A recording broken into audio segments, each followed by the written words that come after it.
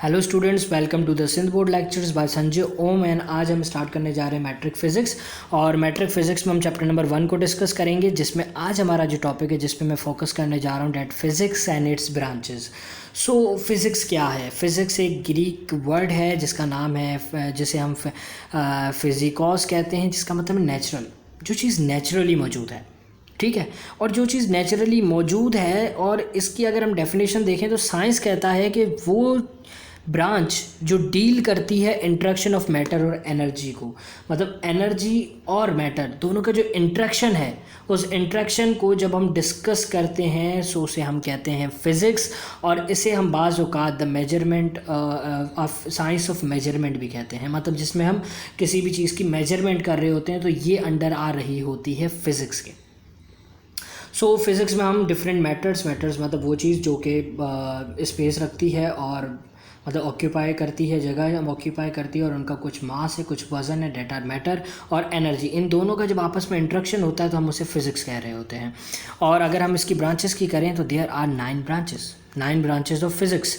और ये 9 branches physics की वो हैं जो कि आपके पेपर्स में पूछी जाती हैं, इसकी आपको डेफिनेशंस पूछी जाती हैं। और ये आई थिंक 4 नंबर का एक सवाल आता है जिसमें आपको कह दिया जाता है, बाज़ औक़ात आपको ब्रांचेस के नाम दे दिए जाते हैं और कहा जाता है कि इनकी डेफिनेशन लिखें, या फिर आपको बाज़ औक़ात कोई अपनी मर्ज़ी से कही जाती है कि आप कोई भी 4 ब्रांचेस लिखते हैं। और इसके अलावा यही सवाल आपके एमसीक्यूज़ में आ सकता है, जैसे कि कोई भी मैं किसी भी डेफिनेशन लिख दूँ और मैं बताओ कि इनमें से ये कौन सी ब्रांच है। सो इसे काइंडली अच्छे से समझिएगा। और लेक्चर स्टार्ट करने से पहले मैं आपसे एक छोटी सी रिक्वेस्ट करूंगा कि अगर आपने मेरे चैनल को सब्सक्राइब नहीं किया तो काइंडली ज़रूर कीजिएगा।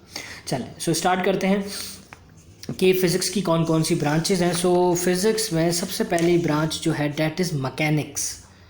व्हाट इज़ मैकेनिक्स फिज़िक्स की वो ब्रांच है जिसमें मोशन को डील किया जाता है। मोशन का मतलब कि कोई चीज़ मूव कर रही है, कोई ऑब्जेक्ट मूव कर रहा है, कोई ऑब्जेक्ट चल रहा है, वो ऑब्जेक्ट किसी फोर्स की मदद से चल रहा है या विदाउट फोर्स की मदद से चल रहा है। जब हम इस चीज़ को स्टडी करते हैं ना तो वो मैकेनिक्स में आता है। वो किस ब्रांच में आता है? फिज़िक्स की मैकेनिक्स की ब्रांच में आता है।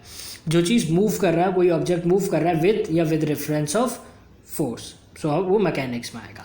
नंबर 2 इज़ इलेक्ट्रिसिटी के अंदर हम इलेक्ट्रिक चार्ज को स्टडी करते हैं, उसके इफेक्ट को पढ़ते हैं, उसके डिफरेंट फेनोमेनास को पढ़ते हैं, तो हम उसे इलेक्ट्रिसिटी में ले जाते हैं। What is electricity is the study about the effect related to the electric charge.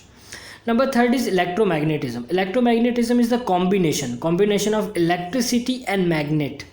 जब हम कभी भी कि कहीं भी स्टडी करें किस चीज़ की, इलेक्ट्रिसिटी की और मैग्नेट की, इन दोनों को मैं कंबाइन करूं, मतलब सोचें कि अगर मैं जस्ट इलेक्ट्रिक चार्ज को पढ़ रहा हूं तो मैं इलेक्ट्रिसिटी कहूँगा, ठीक है। जब मैं मैग्नेट को पढ़ रहा हूं तो मैं मैग्नेटिज्म कहूँगा। लेकिन मैं इलेक्ट्रिसिटी और मैग्नेटिज्म दोनों को मिला दूँ और मिलाकर फिर स्टडी करूं, मैं देखूं कि क्या हो रहा है, ऑब्जर्वेशन करूं डिफरेंट तरीके से, तो इसे हम कहते हैं इलेक्ट्रोमैग्नेटिज्म की सिंपल सी एग्जांपल ये है कि अगर आप एक कील लेते हैं, एक कील जो है, जो हमारे पास आयरन का कील आ रहा होता है, उस कील को लेने के बाद अगर आप उसके ऊपर एक छोटी सी कॉपर वायर जो है वो ऊपर से उसके ऊपर से वर्प करें, और वर्प करने के बाद उसको सेल, जो हमारे इलेक्ट्रिक बैटरी होती है, छोटी सी सेल जो होता है बैटरी, पेंसिल सेल से कलेक्ट करने के बाद आप किसी भी लोहे की चीज़ के बाद उस लेकर जाएंगे उस कील को, तो वो मैग्नेट की तरह काम करेगा, वो चीज़ों को अट्रैक्ट करेगा। तो ये किस फील्ड में, इसमें क्या हुआ, 2 चीज़ें आ गई। इलेक्ट्रिसिटी हमने उसे सेल के थ्रू दे दी, और इलेक्ट्रिसिटी उसे हमें इसके थ्रू दे दी, और मैग्नेट को भी हमने उसके अंदर मतलब एक का मैग्नेटिज्म जनरेट किया। इलेक्ट्रिसिटी के थ्रू हमने मैग्नेटिज्म जनरेट किया, तो इसे हम इलेक्ट्रोमैग्नेटिज्म में लेकर आ जाते हैं। इसके बाद हम एटॉमिक फिज़िक्स की बात करें तो एटॉमिक फिज़िक्स के अंदर हम एटम के स्ट्रक्चर और प्रॉपर्टीज़ को पढ़ेंगे। एटम्स के स्ट्रक्चर्स एंड प्रॉपर्टीज़ को डिस्कस करेंगे एटॉमिक फिज़िक्स में। एटम की physics, atomic physics. Nuclear physics हम क्या करेंगे, स्ट्रक्चर को, प्रिंसिपल्स को या फिर रिएक्शंस को देखेंगे एटम के न्यूक्लियस की। पहले हम जस्ट एक पूरे एटम को पढ़ेंगे, एटम की प्रॉपर्टीज स्ट्रक्चर्स को पढ़ेंगे, वो कहलाएगी एटॉमिक फिजिक्स। लेकिन अगर हम एटम के जस्ट न्यूक्लियस के ऊपर फोकस करेंगे सो हम उसे कहेंगे कि ये न्यूक्लियर फिजिक्स है, ठीक है। नाउ प्लाज्मा फिजिक्स, ये भी वही है, लेकिन इसमें हम जो है वो न्यूक्लियाई को देख रहे होते हैं। मतलब फिज़िक्स के अंदर, इसी के अंदर हम यूँ समझ लें कि आप इलेक्ट्रॉन और इलेक्ट्रॉन के साथ साथ बाकी जो चीज़ें प्रोटॉन न्यूट्रॉन इनको हम डिस्कस कर रहे होते हैं मिक्सचर में, ठीक है। अब हो सकता है कि उसके अंदर इलेक्ट्रॉन हो भी और ना भी हो, तो इसे हम प्लाज्मा फिजिक्स कह रहे होते हैं। बायोफिजिक्स क्या है? Biophysics is a biophysical standard, ठीक है। इसके अंदर हम जैसे कि ECG ग्राफ होता है, जो हम दिल की पट्टी जैसे आम अल्फाजों में कह रहे होते हैं, ये जितनी भी मशीन्स बनती हैं जो कि बायोलॉजी से रिलेटेड है, वो सारी बायोफिजिक्स के अंदर आ रही होती हैं, इसकी जिसे हम बायोफिजिकल स्टैंडर्ड्स कह रहे होते हैं। इसके साथ साथ अगर हम बात करें एस्ट्रोफिजिक्स, तो एस्ट्रोफिजिक्स का मतलब एस्ट्रोनॉमिकल बॉडीज़, जो हम सोलर सिस्टम के अंदर जितनी भी चीज़ें पढ़ रहे होते हैं, सोलर सिस्टम की जितनी भी चीज़ें पढ़ रही होती हैं, वो सारी की सारी एस्ट्रोफिजिक्स के अंदर आ रही होती हैं। और इसी के साथ साथ सॉलिड स्टेट फिजिक्स क्या होती है, जिसमें हम किसी भी एटम की, सॉलिड एटम के स्ट्रक्चर या प्रॉपर्टीज़ को डिस्कस करें।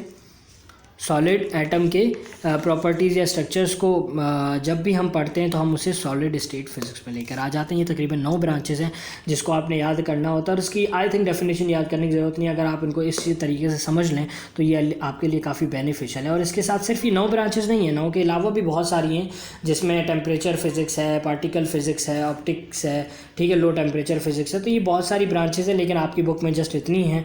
सो आज के लिए इतना काफ़ी है। बाकी अगर इससे रिलेटेड आपको कोई भी सवाल हो तो आप मुझसे पूछ सकते हैं इनमें से, और नेक्स्ट लेक्चर कल अपलोड होगा। Thank you.